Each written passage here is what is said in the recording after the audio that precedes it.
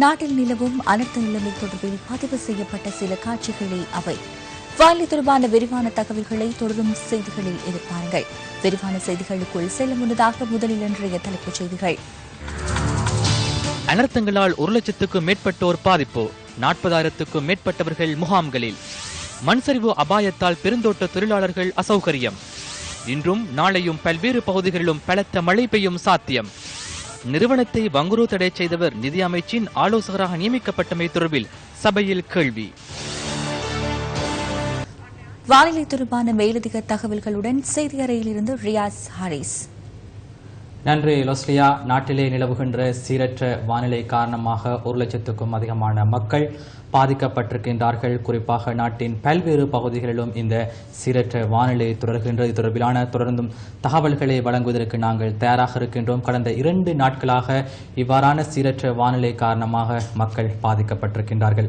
இந்த சீரற்ற வானிலை இன்னும் சில நாட்களுக்கு தொடருமா? அது தொடர்பிலான தகவல்களை வழங்குவதற்கும் நாங்கள் தயாராக இருக்கின்றோம். இன்னும் இணைந்து கொண்டிருக்கிறார் ராசலிங்கம் ரவிரகு. வணக்கம் ரவிரகு. வணக்கம் ரியாஸ். ரவிரகு, குறிப்பாக கடந்த 2-3 தினங்களாக நாட்டின் பல்வேறு பகுதிகளிலும் கடும் மழை பெய்து சில பகுதிகளிலே வெள்ளப்பெருக்கு ஏற்பட்டிருக்கின்றது. மக்கள் இடம்பெயர்ந்திருக்கின்றார்கள். மக்கள் எதிர்பார்த்து கொண்டிருக்கின்றார்கள் அடுத்து வரும் தினங்கள் என்ன நடைபெறப் போகின்றது என்பது தொடர்பிலே மக்களுக்கு தகவல்களை நாங்கள் வழங்க வேண்டும். வளிமண்டல திணைக்களத்தினுடைய தரவுகளின் அடிப்படையில் அடுத்த 2-3 தினங்களுக்கு எவ்வாறான வானிலை நிலவப் போகின்றது? ஆம் ரியாஸ், தற்போதும் கூட நாட்டின் பல்வேறு பகுதிகளில் பலத்த மழை பெய்து வருகின்றது. குறிப்பாக இன்று மாலை 4 மணிக்கு பின்னர் வளிமண்டலவியல் திணைக்களத்தினால் வெளியிடப்பட்டிருக்கக்கூடிய அறிக்கையின் பிரகாரம் இன்றும் நாட்டின் பல பகுதிகளில் சுமார் 150 மில்லிமீட்டர் வரையிலான பலத்த மழை பெய்யக்கூடும் என எதிர்வு கூறப்பட்டிருக்கின்றது. குறிப்பாக தென் மாகாணம், மேல் மாகாணம், அதே போல மத்திய மாகாணம், சப்ரகமோ உள்ளிட்ட பல பகுதிகளில் இன்றிரவும் 150 மில்லிமீட்டர் வரையிலான பலத்த மழை பெய்யக்கூடும் என எதிர்வு கூறப்பட்டிருக்கின்றது. இந்த மாவட்டத்தின் பல்வேறுபட்ட பகுதிகளிலும் குறிப்பாக மலைப்பாங்கான பகுதிகளிலும் இந்த மழை வீழ்ச்சி தொடரும் என எதிர்வு கூறப்பட்டிருக்கின்றது. ரியாஸ்.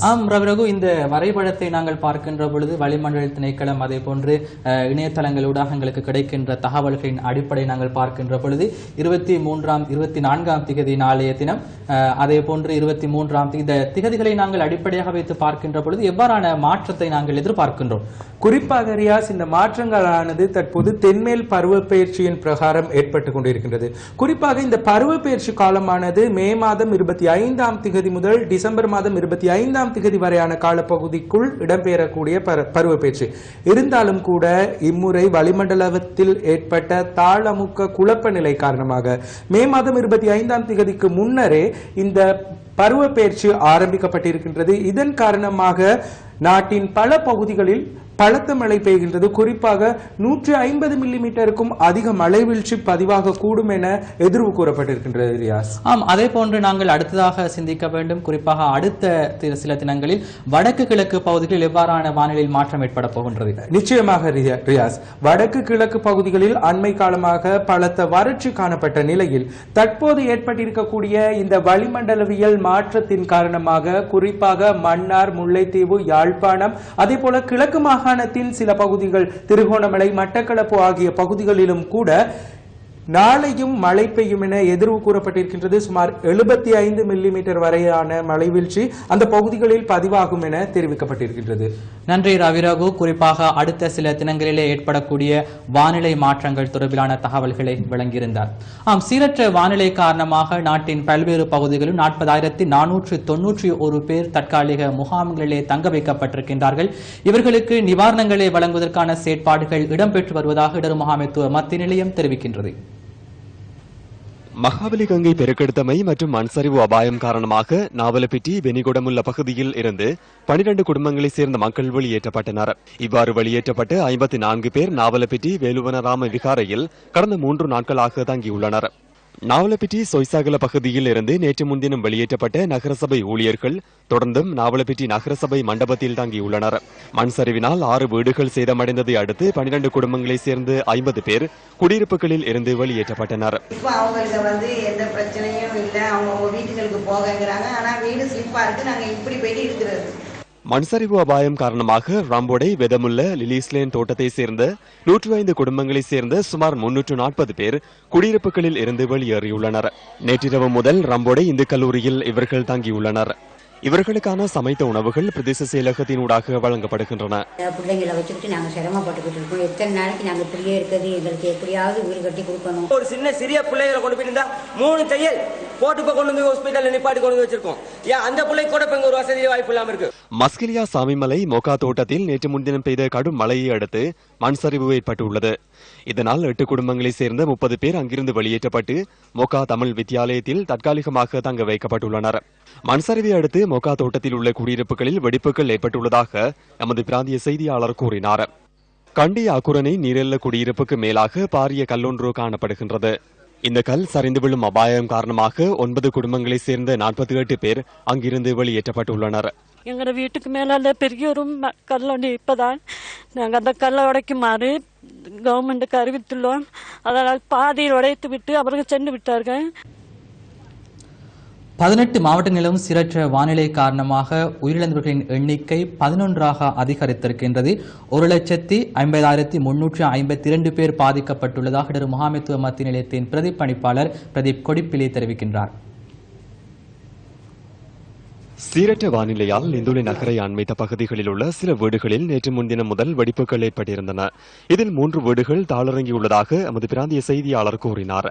10 குடும்பங்களைச் சேர்ந்து 65 பேர் பாதிக்கப்பட்டுள்ள போதிலும் செல்வதற்கு வேறு இடமின்றி குறித்த வீடுகளிலேயே தங்க வேண்டிய நிலைமை ஏற்பட்டுள்ளது. 40 வருஷத்துக்கு இருந்தும் இப்ப இந்த மாதிரி ஒரு பாதிப்பு இது வரைக்கும் வந்ததே இல்லை. இந்த கட்டில வீடு அப்படியே ஃபுல்லாவே இறங்கிருச்சு. யாருமே பார்க்க மாட்டாங்க, கேட்கலாம் ஒருத்தருமே வரல. நாங்க என்ன செய்ய போறோம், இரவையில எங்கன போயிட்டு இருக்கிறது, எத்தனை நாளைக்கு நாங்க இருந்து வாழ்றதுன்னு நாங்க யோசித்துக்கிட்டு இருக்கிறோம். பார்த்துட்டு தான் போறாங்க. ஒன்றும் கொடுக்கவும் இல்லை, ஒன்றும் இல்லை. வீட்டுல சமைக்கவும் வழி இல்லாம கிடக்கிறோம்.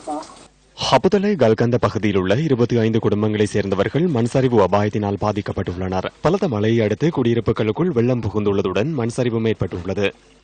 அமைச்சர் வாரன்னு சொல்றாங்க. இங்கிட்டுனா யாரும் எங்களுக்கு அமைச்சர்னே தெரியவும் தெரியாது, யாருங்கிட்ட வாரதும் இல்லைங்க. உயிரோட இருக்கமா இல்ல மண்சரிவு வருமானு சொல்றதுக்கு கொண்டு திரும்ப யாருமே வரல. இது வரைக்கும் எந்த தீர்மானமும் இல்லாம இருக்கு. நாங்களும் சொல்றோம் வந்து பாருங்கன்னு, யாரும் பார்த்த பாடும் இல்ல, ஒன்னு கேட்ட பாடும் இல்ல.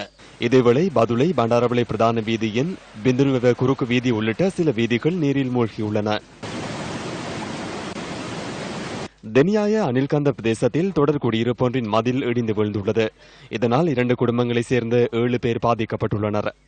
இதுவரைக்கும் நேரத்து 5:30 மணிக்கு இடிஞ்சு விழுந்தது. இதுவரைக்கும் எந்த ஒரு நடவடிக்கையுமே எடுக்கல யாருமே. இந்த மாதிரி வீடு உடைஞ்சி சரியான சேதமா இருக்கு. வீட்டுல மனுஷன் இருக்க முடியாம இருக்கு. புத்தளம் மாவட்டத்தின் தாழ்நில பகுதிகள் தொடர்ந்தும் நீரில் மூழ்கியுள்ளதுடன் இன்று காலை முதல் மின்சாரம் தடைப்பட்டதாக எமது பிராந்திய செய்தியாளர் கூறினார். இதேவேளை முந்தல் பிரதேச செயலாளர் பிரிவில் உள்ள பகுதிகளில் வெள்ள நீரை வெளியேற்றும் நடவடிக்கைகள் இன்றைய தினம் முன்னெடுக்கப்பட்டன. சீரற்ற வானிலையை அடுத்து திருகோணமலை கோணலிங்கம் வித்தியாலயத்தின் மதில் இடிந்து விழுந்துள்ளது. மழைநீர் புகுந்துள்ளதால் பாடசாலைகளிலிருந்து ஆவணங்கள் சில சேதமடைந்துள்ளதாகவும் தற்போது நீர் வடிந்தோடியுள்ளதாகவும் எமது செய்தியாளர் குறிப்பிட்டார். சீரற்ற வானிலை காரணமாக கொழும்பின் சில தாழ்நில பகுதிகளும் நீரில் மூழ்கின. குறிப்பாக வெள்ளம்பிட்டிய பகுதியும் சில பகுதிகளும் இன்று நீரில் மூழ்கியிருந்தது. அது தொடர்பிலான தகவல்களை வழங்குகிறார்கள் எமது செய்தியாளர்கள். நாட்டிலே கடந்த சில நாட்களாக தொடர்ந்து பெய்து வருகின்ற அடைமழை காரணமாக நாட்டின் பல்வேறு பகுதிகளிலும் பலர் பாதிக்கப்பட்டிருக்கின்றார்கள். தற்போது நாங்கள் கொழும்பு மாவட்டத்திலே இயற்கை அனர்த்தம் என்று வருகின்ற போது முதலில் பாதிக்கப்படுகின்ற வெள்ளம்பிட்டிய பிரதேசத்தில் இருக்கின்றோம். உங்களால் காணக்கூடியதாக இருக்கும் இந்த பிரதேசத்திலே மக்கள் பயன்படுத்துகின்ற பிரதான பாதை முற்றுமுழுதாக நீரில் மூழ்கி இருக்கின்றது. என்னுடைய முழங்காலின் அரைவாசிக்கு நீர் மூழ்கப்பட்டிருப்பதை உங்களால் இங்கே காணக்கூடியதாக இருக்கும். காலை முத்துச்சந்திரன், நியூஸ் ஃபர்ஸ்ட் செய்திகளுக்காக வெள்ளம்பிட்டிய விலகேதர பிரதேசத்திலிருந்து. வெள்ளம்பிட்டி விலையுயர்த்த பிரதேசத்தில் தற்போது நிற்கின்றேன். இங்குள்ள பிரதேசத்தில் தற்போது நீர்மட்டம் உயர்வாகி வீடுகளுக்குள்ளே நீர் புகுந்திருப்பதை காணக்கூடிய இருக்கின்றது. மக்கள் தங்கள் வீடுகளை விட்டு வெளியேறுவதையும் காணக்கூடிய இருக்கின்றது. நியூஸ் ஃபர்ஸ்ட் செய்திகளுக்காக வெளியுயர்த்த பிரதேசத்திலிருந்து ராஜரட்னம் கிங்ஸ்லி. 2016ஆம் ஆண்டு தெஹியோவிட்ட தெனிஸ்வத்த பகுதியில் இடம்பெற்ற மண் சரிவினால் பாதிக்கப்பட்ட மக்களுக்காக அமைக்கப்பட்ட 48 வீடுகளில் இடம்பெற்றுள்ள குளறுபடிகள் தொடர்பில் சம்பந்தப்பட்ட தரப்பினர் கயிறு இழுப்பதை தற்போது அவதானிக்க முடிகின்றது. 2016ஆம் ஆண்டு மே மாதம் தெஹியோவிட்ட தெனிஸ்வத்த தோட்டத்தில் ஏற்பட்ட மண் சரிவில் 3 உயிரிழந்ததன் பின்னர் அங்கிருந்த 48 குடும்பங்களுக்காக தோட்டத்தில் 48 வீடுகள் புதிதாக கட்டப்பட்டுள்ளன. வீடுகள் கட்டி முடிக்கப்பட்டு 3 மாதங்கள் கடந்துள்ள நிலையில் இந்த வீடுகள் எப்போது உடைந்து விழும் என்ற அபாயம் நிலவுகின்றமை தொடர்பில் நேற்று நாம் செய்து வெளியிட்டோம். காணி தெரிவு, உரிய வடிகான் கட்டமைப்பு இன்றி திட்டமிடாமல் இந்த வீடமைப்பு திட்டம் அமைக்கப்பட்டுள்ளமை இதன் மூலம் தெளிவாகின்றது. பாதுகாப்பற்ற இந்த புதிய வீடுகளில் தங்க முடியாமையினால் தோட்டத்தில் உள்ள ரப்பர் தொழிற்சாலைக்கு அருகில் சிறிய கொட்டில்களை அமைத்து கடந்த 2 வருடங்களாக இந்த மக்கள் வாழ்ந்து வருகின்றனர். மக்களின் பணத்தின் மூலம் அமைக்கப்பட்டுள்ள இந்த வீடமைப்பு திட்டத்தில் ஏற்பட்டுள்ள குளறுபடிகளுக்கு யார் பொறுப்பு கூற வேண்டும்? சம்பந்தப்பட்ட தரப்பினரிடம் நாம் இன்று வினவினோம். தோட்ட உட்கட்டமைப்பு அமைச்சின் கீழ் இயங்கும் பெருந்தோட்ட மனித அபிவிருத்தி ஸ்தாபனம் மூலமே இந்த வீடுகள் கட்டப்பட்டுள்ளன. பெருந்தோட்ட மனித அபிவிருத்தி ஸ்தாபனத்தின் கேகாலை மாவட்ட பணிப்பாளர் PVU ரணசிங்கவிடம் நாம் இன்று இது குறித்து கேட்டோம். தமது மேற்பார்வையில் இந்த வீடமைப்பு திட்டம் முன்னெடுக்கப்பட்டாலும் இடம்பெற்றுள்ள பிரச்சினைகளுக்கு தாம் பொறுப்பு அல்ல என்று அவர் குறிப்பிட்டார். வீடமைப்பு திட்டத்தை வகுத்து மேற்பார்வை செய்வது மாத்திரமே தமது பொறுப்பு என்று அவர் குறிப்பிட்டார். எனவே இதற்கு தோட்ட உட்கட்டமைப்பு மற்றும் மலைநாட்டு புதிய கிராமங்கள் அமைச்சே பொறுப்பு கூற வேண்டுமென கேகாலை மாவட்ட பெருந்தோட்ட மனித அபிவிருத்தி ஸ்தாபனத்தின் பணிப்பாளர் தெரிவித்தார். அதன் பின்னர் நாம் தோட்ட உட்கட்டமைப்பு மற்றும் மலைநாட்டு புதிய கிராமங்கள் அபிவிருத்தி அமைச்சிடம் இது தொடர்பில் வினவினோம். தமது அமைச்சின் கீழ் இயங்கும் பெருந்தோட்ட மனித அபிவிருத்தி ஸ்தாபனமே இதற்கு முழுமையாக பொறுப்பு கூற வேண்டுமென அமைச்சின் செயலாளர் ரஞ்சனி நடராஜ பிள்ளை தெரிவித்தார். தோட்டங்களில் வீடுகளை அமைக்கும் பொழுது நிர்மாண பணிகளின் தரத்தை பார்த்தே தமது அமைச்சு கட்டம் கட்டமாக நிதி வழங்குவதாக அவர் குறிப்பிட்டார். தெஹியோவிட்ட டெனிஸ்வத்த தோட்டத்தில் வீடமைப்பு திட்டத்தில் காணப்படும் தரக்குறைவு தொடர்பிலான முறைப்பாடுகள் கிடைத்தமையினால் தமது அமைச்சு இதுவரை இந்த திட்டத்துக்கு நிதி வழங்கவில்லை என அவர் தெரிவித்தார். எனவே இது குறித்து மேலும் நன்கு ஆராய்ந்து உரிய நடவடிக்கை எடுப்பதாக தோட்ட உட்கட்டமைப்பு மற்றும் மலைநாட்டு புதிய கிராமங்கள் அமைச்சின் செயலாளர் குறிப்பிட்டார். இந்த விடயம் தொடர்பில் நியூஸ் ஃபர்ஸ்ட் தொடர்ந்தும் அவதானத்துடன். 8 அடி அறைக்குள் நிம்மதியான உறக்கத்தையும் தொலைத்துவிட்டு மழைக்கும் குளிருக்கும் மத்தியில் வாழ்க்கையிலே பெரும் சிரமங்களை எதிர்கொள்ளும் மலையக பெருந்தோட்ட தொழிலாளர்கள் தொடர்பிலான மற்றொரு பார்வை அடுத்து. மலையகத்தின் அநேகமான பகுதிகளில் நூற்றாண்டுக்கும் மேற்பட்ட பழமை வாய்ந்த தொடர் குடியிருப்புகளில் இன்றும் மக்கள் வசித்து வருகின்றனர். பல வருடங்களுக்கு ஒருமுறை கூரைகள் மாத்திரம் திருத்தப்படுகின்ற இந்த குடியிருப்புகளில் சுழலும் வாழ்க்கை அவ்வளவு இனிமையானதல்ல. நகரங்களில் அறைகளை குளிரூட்டுவதற்கு மக்கள் கடும் பிரயத்தனம் மேற்கொள்ளும் தற்கால சூழலில் சகித்துக் கொள்ள முடியாத குளிரும் இந்த மக்களின் வாழ்க்கையுடன் பிணைந்துள்ளது. தேர்தல் காலங்கள், மழை காலங்களில் மாத்திரம் அதிகாரம் பொருந்தியவர்களை நினைவிற்கு வருகின்ற மலையக மக்கள் தற்போதைய மழையால் பெரிதும் பாதிக்கப்பட்டுள்ளனர். 8 அடி அறையிலும் ஒழுகும் மழை நீருடன் இந்த மக்கள் போராட வேண்டியுள்ளது. சூரிய உதயத்திலிருந்து அஸ்தமனம் வரை 3 வேளை உணவுக்கேனும் வழிகோலாத சம்பளத்திற்காக மழை, வெயில், குளிர், காடு மேடு, சிறுத்தை, பாம்பு என இயற்கை சவால்களை எதிர்கொள்ளும் இவர்கள் அதிகாரிகளின் அசமந்த போக்கால் உறக்கத்தையும் பறிகொடுக்க நேரிட்டுள்ளமை துர்பாக்கியமாகும். வீடுங்க ஒழுகுற வீட்டில் தான் நாங்கள் இருக்கிறோங்க. கூரையெல்லாம் ஒழுகுதுங்க. இந்த பின்னுக்கு விட்டெல்லாம் விட்டு போய் கிடக்கு. ஏழைங்க அந்த ஓட்டை மட்டும் தான் கேட்க வராங்க. ஓட்டு கேட்க மட்டும் வாசப்படாது கேட்குறாங்க. இந்த நாளைக்கு தரேன், நாளைக்கு இந்த சிமெந்தி தகரம் எல்லாம் கொண்டு வந்து தரேன் அப்படின்னாங்க. அதை மட்டும் வாங்கிட்டு போயிட்டாங்க. இந்த பாதிப்பானது தொடர்ச்சியா மழை காலங்களில் நெடுக நடந்துகிட்டு தான் வருது. காலநிலை மாற்றத்தினால் ஏற்படக்கூடிய சந்தர்ப்பத்தில் யாரும் எங்களுக்கு எந்த விதமான உதவிகளும் செய்யறது இல்லை.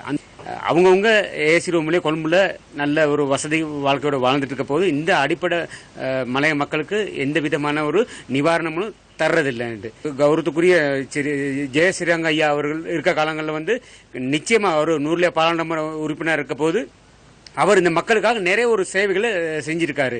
உடனே ஒரு அரசாங்கத்துக்கு ஒரு முன்கூட்டி அதை இந்த மீடியா மூலியமா அறிவிச்சு நேரடியாக பார்த்து அவர்கள் நிறைய ஒரு உதவிகளை செஞ்சிருக்காரு. கௌரவத்துக்குரிய ஸ்ரீரங்க ஐயா அவர்களையும் இந்த நூர்லியா மாவட்டத்தில் திரும்ப எடுக்கக்கூடாது. இப்படி ஒரு இவங்களை வளர்ச்சி குறைஞ்சிருந்தாங்களேன்ட்டு அதுக்காக மீண்டும் அடுத்து எதிர்வரும் நாட்களில் கட்டாயம் எங்களுக்கு ஒரு பிரதிநிதித்துவம் தேவைன்னா கட்டாயம் ஸ்ரீரங்க ஐயா அவர்களை மீண்டும் நம்ம இந்த மலை நூர்லியா மாவட்டத்துக்கு நாங்கள் கொண்டு வரதுக்கு நாங்கள் எதிர்பார்த்துட்டு இருக்கோம். பொதுமக்கள் தொடர் குடியிருப்புகளில் இருந்து விடுபட்டு அடிப்படை வசதிகளுடன் கூடிய வீடுகளில் வாழ்வதற்கு பல தலைமுறைகளாக இவர்கள் காணும் கனவு இன்று வரை நிஜமாகவில்லை.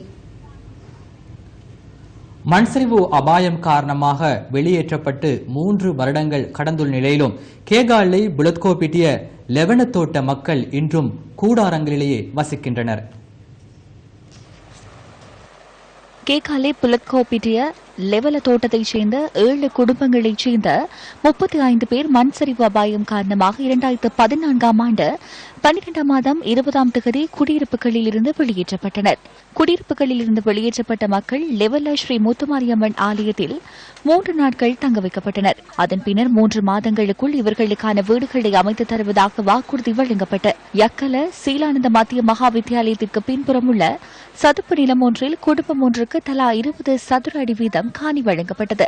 இதன்போது இவர்களுக்கான எவ்வித வசதிகளும் ஏற்படுத்திக் கொடுக்கப்படாததுடன் தகர கூடாரங்களை அமைத்து 3 வருடங்களுக்கும் அதிக காலம் இவர்கள் வாழ்ந்து வருகின்றனர்.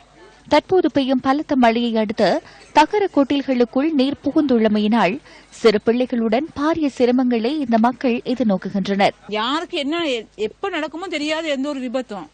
அதனால பயந்து கொண்டே தான் வாழ்ந்து கொண்டிருக்கிறோம். இந்த மழை வந்த பிறகு இந்த ஒரு பாதிப்புள்ளது நாங்கள் இந்த காலில இருந்து எனக்கு வேலையை சவதி தண்ணி அழுறது தான். இன்னும் எங்களுக்கு ஒரு முடியுமே இல்லை. இப்போ 4-5 வருஷமா இங்கே வந்து நாங்கள் இதே தவிதாயப்பட்டுக்கு தான் நைட்டில் படுக்க கூட வழி இல்லை. பாருங்க நாங்கள் படுற கஷ்டத்தில் மந்திரிமார் வாரான் போறான், திகாபரம் சார் வந்தாரு, அது கொடுத்தாரு இது கொடுத்தாரு, ஒரு பலாயும் இல்லை. இந்த தண்ணிக்குள்ள கொண்டு போட்டிருக்காங்க. நாங்கள் ரொம்ப கஷ்டப்பட்டுக்கிட்டு இருக்கோம். ஆனால் எவனும் இங்கே வந்தால் கட்டாயம் அடிப்போம். இதுதான் எங்களோட உறுதியா சொல்ல வேண்டிய வார்த்தை ஒண்ணு இது மட்டும்தான். கண்டிப்பாக நானும் அடிப்பேன். மந்திரிமாருங்க எல்லாம் வர்றாங்க, ஓட்டு கேட்கறாங்க. உங்களுக்கு நாளைக்கே நாங்க எல்லா வசதியும் செஞ்சு தரோம், உங்களுக்கு எல்லா சலுகையும் செஞ்சு தரோங்கிறாங்க. அவங்களுக்கு ஓட்டு என்ன ஆகுதோ ஏதாகுதோ தெரியல. அவங்க வராங்க போறாங்க, ஒரு முடிவும் இன்னும் இல்லைங்க. சேதமடைந்த கூடாரங்களில் கவனிப்பாரற்ற நிலையில் வாழும் இந்த மக்கள் தொடர்பில் இனியேனும் கரிசனை செலுத்தப்படுவா. செமட்ட செவன தேசிய வீடமைப்பு திட்டத்தின் கீழ் கேகாலை மாவட்டத்தின் பயனாளிகளுக்கு வீட்டுக்கடன் வழங்கும் நிகழ்ச்சி இன்று கேகாலை நகரசபை மண்டபத்தில் நடைபெற்றது. ஐக்கிய தேசிய கட்சியின் பிரதி தலைவரும் அமைச்சருமான சஜித் பிரேமதாச தலைமையில் இந்த நிகழ்வு இடம்பெற்றது. கேகாலை மாவட்டத்தின் 700 பயனாளிகளுக்கு 625 லட்சம் ரூபாய் வீடமைப்பு கடன் இதன் போது வழங்கப்பட்டது. இன்று அனர்த்த நிலைமை ஏற்பட்டுள்ளது. அனர்த்தங்களின் போது வீடு பிரச்சினைகள் ஏற்படுகின்றன. எனினும் அவர்கள் அனைவருக்கும் வீடுகளை அமைப்பது எனது அமைச்சின் கீழ் அல்ல என்பதை கூற விரும்புகிறேன். அது இடர் முகாமைத்துவ அமைச்சுக்கு சொந்தமானது.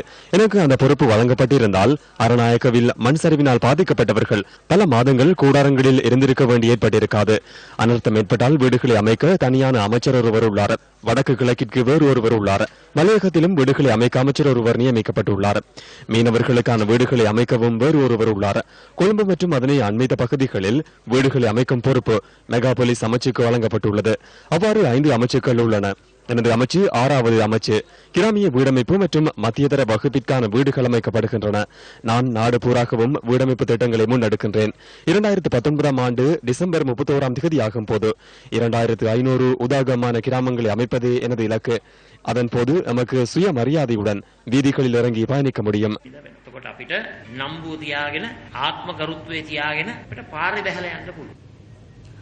தொடரும் சீரற்ற வானிலையால் பாதிக்கப்பட்டுள்ள மக்களுக்கு நிவாரணம் வழங்குவதற்காக ஏற்பாடு செய்யப்பட்டுள்ள சக்தி சிரச நிவாரண யாத்திரைக்கு இன்றும் பெருந்திரளான மக்கள் நிவாரணப் பொருட்களை கையளித்த வண்ணம் உள்ளனர். நிவாரணப் பொருட்களை ஏற்றிய நிவாரண யாத்திரை நாளை காலை ஆரம்பமாக உள்ளது. சக்தி சிரச நிவாரண யாத்திரைக்கு கடந்த 21ஆம் திகதியிலிருந்து நிவாரணப் பொருட்கள் சேகரிக்கப்படுகின்றன. பாதிக்கப்பட்டுள்ள மக்களுக்கு உதவிக்கரம் நீட்டுவதில் அதிகளவிலான மக்கள் இணைந்து கொண்டனர். நிவாரணப் பொருட்கள் 3 இடங்களில் சேகரிக்கப்பட்டன. கொழும்பு 2இல் அமைந்துள்ள கேபிட்டல் மகாராஜா நிறுவனத்தின் தலைமை அலுவலகத்தில் நிவாரணப் பொருட்கள் சேகரிக்கப்படுகின்றன.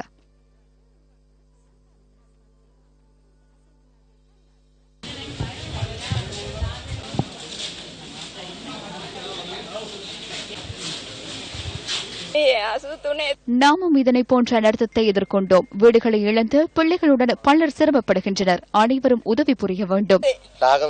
பொதுமக்களை இணைத்துக் கொண்டு இந்த விடயத்தை முன்னெடுக்க வேண்டும். சக்தி சிரச சேர்ந்து செய்த இந்த நல்ல பணியை நாங்கள் எல்லோரும் ஆதரிக்கிறோம். அதே மாதிரி எங்களால் முடிஞ்ச அளவுக்கு நாங்கள் வந்து பொருட்கள் சேகரித்து வந்து உங்களுக்கு எல்லாம் கொடுக்கிறோம். மக்களுக்கு இதெல்லாம் போய் சேர்வதில் எங்களுக்கு மிகவும் சந்தோஷம். இதேவேளை ரத்மலானி ஸ்டெயின் கலையக வளாகத்திலும் நிவாரணப் பொருட்கள் சேகரிக்கப்படுகின்றன. தெபானம கலேக வளாகத்திலும் நிவாரணப் பொருட்கள் சேகரிக்கப்படுகின்றன. சீரற்ற வானிலையால் பாதிக்கப்பட்டுள்ள மக்களுக்கு நிவாரணம் வழங்கும் நோக்கில் சக்தி சிரச நிவாரண யாத்திரைக்கான பொருட்களை சேகரிக்கும் பணிகள் தொடர்ந்து முன்னெடுக்கப்பட்டுள்ளன. பாதிக்கப்பட்ட மக்களுக்கு வழங்குவதற்காக அரிசி, பருப்பு, சீனி, நூடுல்ஸ், டின் மீன், பிஸ்கட், போத்தலில் அடைக்கப்பட்ட குடிநீர் மற்றும் சுகாதார மருத்துவ பொருட்களை கையளிக்க முடியும். கொழும்பு 2 கேபிட்டல் மகாராஜா நிறுவன தலைமையக வளாகம், ரத்மலானை ஸ்டெயின் கலேக வளாகம் மற்றும் தெபானம கலேக வளாகத்தில் பொருட்களை சேகரிக்கும் நடவடிக்கை இடம்பெற்று வருகின்றது. தற்போதும் கூட எமது 3 நிலையங்களிலும் நிவாரணப் பொருட்களை சேகரிக்கும் பணிகள் இடம்பெற்றுக் கொண்டிருக்கின்றன. கொழும்பு 2 பிரதான தலைமை அலுவலக வளாகத்தின் தொடர்பான தகவல்களை வழங்குவதற்கு எமது அலுவலக செய்தியாளர் சிசிரகுமார் கிருஷாந்த் ராஜ் தயாராக இருக்கின்றார். வணக்கம் கிருஷாந்த் ராஜ். வணக்கம் லோஸ்லியா. இயற்கையின் சீற்றத்தால் துவண்டு போயிருக்கும் மக்களுக்கு ஆறுதல் அளிக்கும் வகையில், அந்த மக்களுக்கு நேசக்கரம் நீட்டும் வகையில் பலரும் எம்மோடு கைகோர்த்திருக்கும் இந்த சந்தர்ப்பத்தில் நாம் உங்களை சந்திக்கின்றோம். MTV MBC தலைமையக வளாகத்தில் பாதிக்கப்பட்ட மக்களுக்கான நிவாரணப் பொருட்கள் தற்போது சேகரிக்கப்பட்டுக் கொண்டிருக்கின்றன. சேகரிக்கப்படும் பொருட்களை பொதியிடும் நடவடிக்கைகளும் தற்போது முன்னெடுக்கப்பட்டுக் கொண்டிருக்கின்றன. இந்த ஒரு நிமிடத்தை நாம் சிந்திப்பதற்காக ஒதுக்கிக் கொள்வோம். அனைத்து வசதிகளுடனும் வாழ்கின்ற போது திடீரென ஓர் அனர்த்தம் ஏற்பட்டு ஒருவேளை உணவு உண்பதில் நமக்கு அசௌகரியம் ஏற்பட்டால் அந்த மனோநிலை எவ்வாறு இருக்கும்? அவ்வாறான ஒரு மனோநிலை எதிர்நோக்கி இருக்கும் மக்களுக்காக சேகரிக்கப்படும் பொருட்களே தற்போது பொதியிடப்பட்டுக் கொண்டிருக்கின்றன. பாதிக்கப்பட்ட மக்களின் கரங்களில் இந்த பொருட்களை நேரடியாக கொண்டு சேர்ப்பதற்கு நாங்கள் தயாராக இருக்கின்றோம். நாளைய தினம், நாளை காலை 2 வாகனங்கள் 2 பகுதிகளை நோக்கி எங்களுடைய நிவாரணப் பொருட்களை ஏற்றிய வாகனங்கள் பயணிக்க இருக்கின்றன. ஆகவே நாளைய தினமும் உங்களால் இந்த நிவாரணப் பொருட்களை கையளிப்பதற்கான சந்தர்ப்பம் இருக்கின்றது. வரையறுக்கப்பட்ட கேபிட்டல் மகாராஜா நிறுவனத்தின் தலைமையக வளாகம், அதே போன்று தெபானம கலேகம், ஸ்டைன் கலேக தொகுதி ஆகியவற்றிலும் இந்த நிவாரணப் பொருட்களை நீங்கள் சேகரிக்க முடியும். இந்த சந்தர்ப்பத்தில் ஒருவேளைகளில் நீங்கள் இரவு உணவை உண்பதற்கான நேரமாக இருக்கும். அந்த ஒருவேளை உணவை பெற்றுக் கொள்வதில் பாதிக்கப்பட்டிருக்கும் மக்கள் மிகுந்த அசௌகரியங்களை எதிர்நோக்கி கொண்டிருக்கின்றார்கள். அந்த மக்களுக்காக நேசக்கரம் நீட்டுவதற்கான ஒரு வாய்ப்பு உங்களுக்கும் உதயமாகி இருக்கிறது. மழையுடன் கூடிய சீரற்ற வானிலையால் பாதிக்கப்பட்ட உறவுகளுக்காக நீங்கள் எமக்களித்த அனைத்து நிவாரணப் பொருட்களும் உரிய மக்கள் வசம் விரைவில் சேர்க்கப்படும். சக்தி சிரச நிவாரண யாத்திரை, மக்களுக்கான மனிதநேய பணி. சீரற்ற வானிலை தொடர்பில் பாராளுமன்ற உறுப்பினர் டக்ளஸ் தேவானந்தா சபையில் ஒன்று கருத்து வெளியிட்டார். காலநிலை சீர்கேடுகளால் ஏற்படுகின்ற அனர்த்தங்கள் தொடர்ந்தும் ஏற்படுகின்றன. அனர்த்த இடங்கள் பற்றி ஏற்கனவே குறிப்பிடுவதும், சில வேளை மறந்து விடுவதும், அங்கிருந்த மக்களை வெளியேறுமாறு எச்சரிக்க விடுவதும், மக்கள் பாதிக்கப்பட்டால் அது குறித்து தகவல்களை செய்தியாக சொல்வது மட்டும்தான் தொடரும் இந்த நாட்டின் அனர்த்த முகாமைத்துவமாக இருக்கின்றது. ஏற்கனவே இயற்கை அனர்த்தங்கள் காரணமாக பாதிக்கப்பட்ட மக்களில் பெரும்பாலானவர்கள் இன்னும் உரிய இருப்பிடங்களின்றி அவதியுறுகின்றார்கள். இங்கே அவிசாவலை, சாலாப பகுதிகளில் இராணுவ களஞ்சியம் வெடித்து பாதிக்கப்பட்ட மக்களுக்கு இன்னும் உரிய நிவாரணங்கள் வழங்கப்படவில்லை. தெற்கிலேயே இத்தகைய அனர்த்தங்கள் ஏற்படுகின்ற பொழுது தனியார் துறையினர், குறிப்பாக தனியார் ஊடகங்கள் முன்வந்து செய்கின்ற பணிகளில் ஓரளவியேனும் அரச தரப்பினர் செய்வதற்கு முன்வருவதில்லை என்ற கருத்தே மக்கள் மத்தியில் இருந்து வருகின்றது. அகில இலங்கை மக்கள் காங்கிரசின் தேசிய பட்டியல் பாராளுமன்ற உறுப்பினர் MHM நவவி இன்று தனது பதவியை ராஜினாமா செய்துள்ளார். பாராளுமன்ற உறுப்பினரின் ராஜினாமா கடிதம் இன்று தம்மிடம் கையளிக்கப்பட்டதாக பாராளுமன்ற செயலாளர் நாயகம் தம்மிக தசநாயக்க நியூஸ் ஃபர்ஸ்டுக்கு தெரிவித்தார். பாடசாலை மாணவர்களுக்காக நியூஸ் ஃபர்ஸ்ட் முன்னெடுக்கும் பயிற்சி பாசறையின் மற்றொரு கட்டம் வவுனியா தமிழ் மத்திய கல்லூரியில் இன்று முன்னெடுக்கப்பட்டது. பாடசாலை மாணவர்களின் ஊடகத்துறைசார் அறிவை மேம்படுத்தும் நோக்கில் இனியொரு விதி செய்வோம் பயிற்சி பாசறையை நியூஸ் ஃபர்ஸ்ட் நடாத்தி வருகின்றது. அதற்கமைய பயிற்சி பாசறையின் மற்றொரு கட்டம் வவுனியா தமிழ் மத்திய கல்லூரியில் இன்று முன்னெடுக்கப்பட்டது.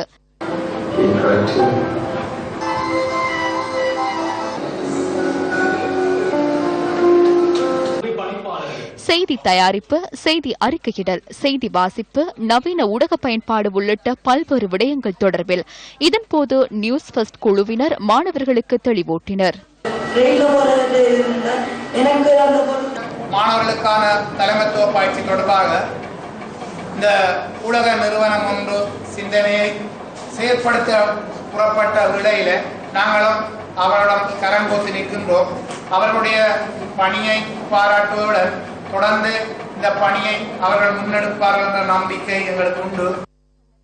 ETI பினான்ஸ் நிறுவனத்தின் வைப்பீட்டாளர்கள் தொடர்பில் எதிர்க்கட்சியின் பிரதம கொறடா அனுரகுமார திசாநாயக்க பாராளுமன்றத்தில் இன்று கேள்வி எழுப்பினார். இலங்கையின் பிரபல நிதி நிறுவனமான ETI பினான்ஸ் நிறுவனத்தின் வைப்பீட்டாளர்கள் தொடர்பில் எழுந்துள்ள பிரச்சனைகள் குறித்து கவனத்தில் கொண்டு வர விரும்புகிறேன்.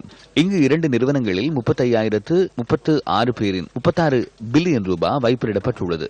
வைப்பீட்டாளர்களை பாதுகாப்பதற்கு மத்திய வங்கி எடுத்துள்ள நடவடிக்கை என்ன? அந்த பணத்தை வைப்பீட்டாளர்களுக்கு மீள செலுத்துவதற்கு எடுக்கப்பட்டுள்ள நடவடிக்கை யாது? சொத்துக்களை விற்பதற்கு தீர்மானிக்கப்பட்டுள்ளதா? ஏற்கனவே சொத்துக்கள் விற்கப்பட்டுள்ளதாக நமக்கு தகவல் கிடைத்துள்ளது. ETI பினான்ஸ் நிறுவனத்தை கொள்வனவு செய்யும் அந்த முதலீட்டாளர் யார்? சொத்துக்களை கைப்பற்றுவதற்கு முன்வைக்கப்பட்ட 75 மில்லியன் அமெரிக்க டாலர் விலைமனுவுக்கு நிதிச்சபை அனுமதி வழங்கியுள்ளது. முதலில் வைப்பீட்டாளர்களுக்கு அவர்களது பணத்தில் 10% செலுத்தவும், எஞ்சிய 43 மில்லியன் அமெரிக்க டாலர்கள் கிடைத்ததும் மேலும் 10% செலுத்தவும் நிதிச்சபை தீர்மானித்துள்ளது. இது தொடர்பிலான மேலதிக தகவல்களை எதிர்பாருங்கள். 10:45 பிரதான செய்தி அறிக்கையில்.